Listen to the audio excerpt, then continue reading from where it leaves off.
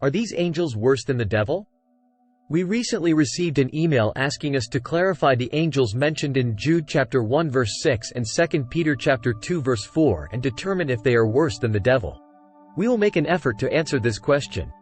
Jude chapter 1 verse 6 reminds us of the angels who did not stay within the boundaries of the authority given to them by God. Instead, they abandoned their proper place and dwelling. God has securely chained them in prisons of darkness, awaiting the great day of judgment. Similarly, 2 Peter chapter 2 verse 4 states that God did not spare the angels who sinned, but cast them down to hell and bound them in chains of darkness, awaiting their judgment. The Bible describes these angels as having deviated from their rightful position and authority. It is important to note that the term Tartarus, which is mentioned in 2 Peter chapter 2 verse 4, appears only once in the entire New Testament. While it was originally used in Greek mythology to refer to the deepest region of the underworld, where gods imprisoned their enemies, as Christians, we do not endorse or believe in Greek mythology. The usage of Tartarus in this context signifies a place of punishment. The Bible tells us that these angels who strayed from their authority are held in chains of darkness. But the question remains, are they worse than the devil? We are familiar with who Satan is and the sins he committed that led to his expulsion from heaven. Isaiah chapter 14 verses 12 to 17 gives us insight into Satan's fall. How you have fallen from heaven, O Lucifer, son of the morning! How you are cut down to the ground, you who weakened the nations! For you have said in your heart, I will ascend into heaven, I will exalt my throne above the stars of God. I will also sit on the mount of the congregation on the farthest sides of the north. I will ascend above the heights of the clouds, I will be like the Most High. Yet you shall be brought down to Sheol, to the lowest depths of the pit. Those who see you will gaze at you, and consider you, saying, Is this the man who made the earth tremble? Who shook kingdoms? Who made the world as a wilderness and destroyed its cities? Who did not open the house of his prisoners? According to the Bible, Satan is not currently imprisoned in hell. In fact, he roams the earth.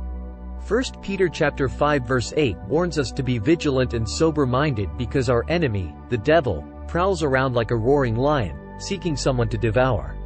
Job chapter 1 verse 7 also illustrates Satan's ability to move about on the earth. The Lord said to Satan, From where do you come?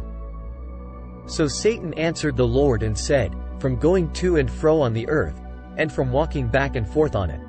Contrary to the portrayal often seen in Hollywood movies, the Bible explicitly states that Satan, the devil, is actively present on earth and plays a significant role.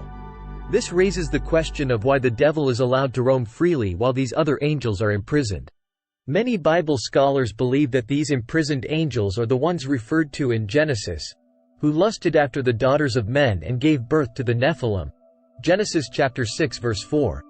Although the term, fallen angels, is not directly used in this context, the majority of scholars interpret the sons of God in Genesis as angelic beings and the daughters of men as human women. This perspective considers the Nephilim as the offspring resulting from the union of angels and humans, a hybrid creation that was not intended by God. These scholars argue that the Nephilim were part of Satan's attempt to corrupt the human race and render them unfit for the godly purpose of bringing forth the promised Messiah. Genesis chapter 3 verse 15.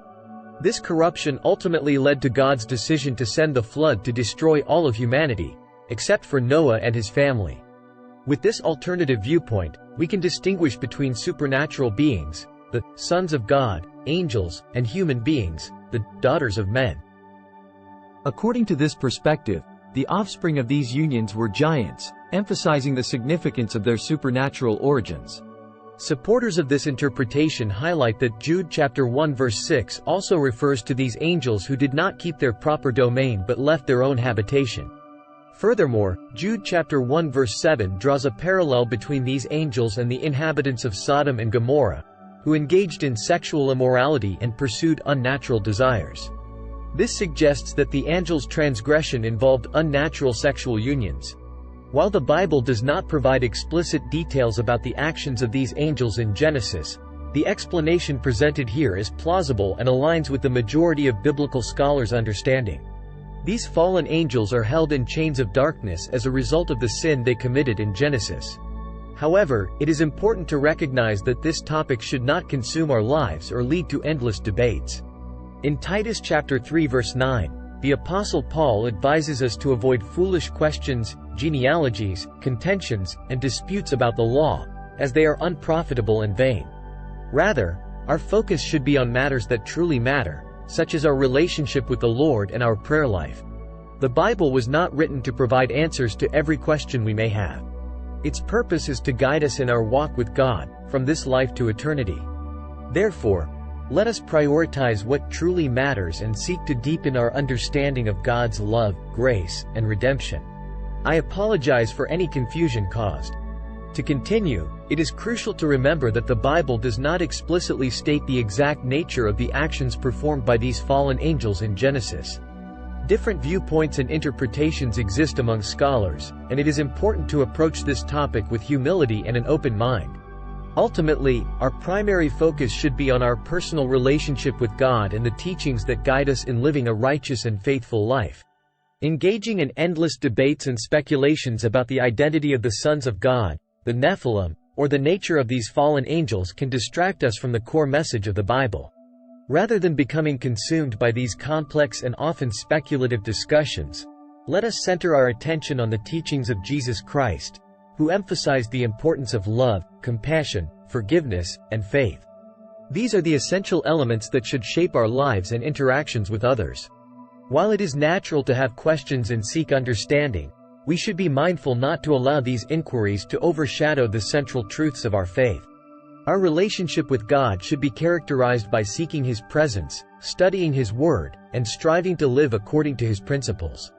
In conclusion, while there are different viewpoints regarding the nature and actions of the angels mentioned in Jude chapter 1 verse 6 and 2 Peter chapter 2 verse 4, we should approach this topic with humility and a focus on what truly matters, our personal relationship with God and living out His teachings in our daily lives. Let us prioritize the core message of love, grace, and redemption found in the Bible rather than becoming entangled in endless debates and speculative discussions.